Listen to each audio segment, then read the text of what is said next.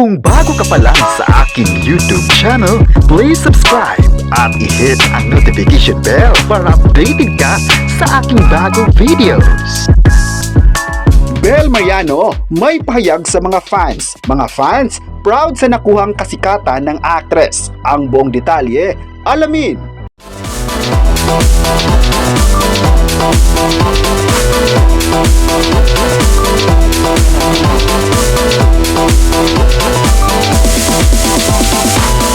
Wala ng epekto sa kapamilya actress na si Bel Mariano ang patuloy na panginega sa kanya ng mga bashers sa social media.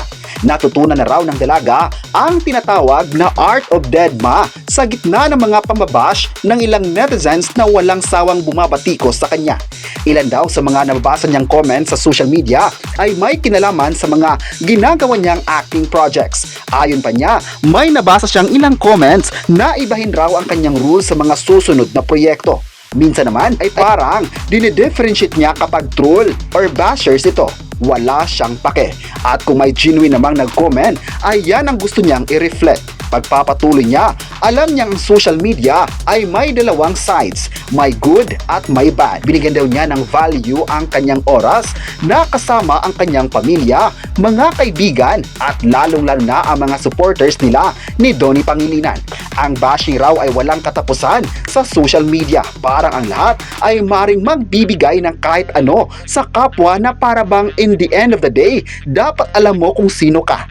Nagiging toxic raw kapag nakakatapak na ng ibang tao. Dapat raw tatandaan na ang lahat ay role model sa social media world. At napaka-importante raw na ipaalam sa ating sarili na gagawa ng magagandang content sa halip na magpapakalat ng negativity. Dahil dito marami sa ngayon ang sumang-ayon sa naging komento na ito ni Bel Mariano sa social media. Ayon pa nila, maganda naman talaga ang naging pahayag niya tungkol sa mga bashers. Walang katapusan naman ito at walang mapapala ang mga artist kung papatulan ang mga nega sa online. Proud naman ang mga fans ni Bel sa nakuhang milestone sa kanyang buhay. Ayon pa nila, the best talaga si Bel Mariano dahil patuloy ang pagkinang niya sa showbiz at hanggang ngayon marami pa rin siyang mga projects na natatanggap.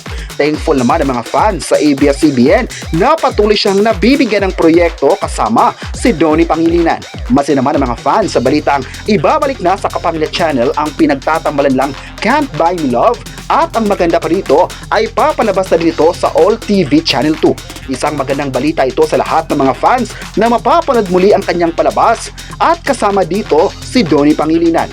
Masaya naman ang lahat sa nakuhang kasikatan ng dalawa sa showbiz at sinabing deserved naman talaga ng mga ito ang ginawa nila sa ABS-CBN. Hoping pa rin ng lahat na sana gagawa sila ng bagong movie together para sa kanilang mga fans na patuloy na nag-aabang sa kanila. Kayo, ano ang masabi nyo na may payag si Bel Mariano sa publiko? I-comment na kung gusto mo ba ang pagsama ng Don Bel at huwag kalimutang i-subscribe ang ating YouTube channel.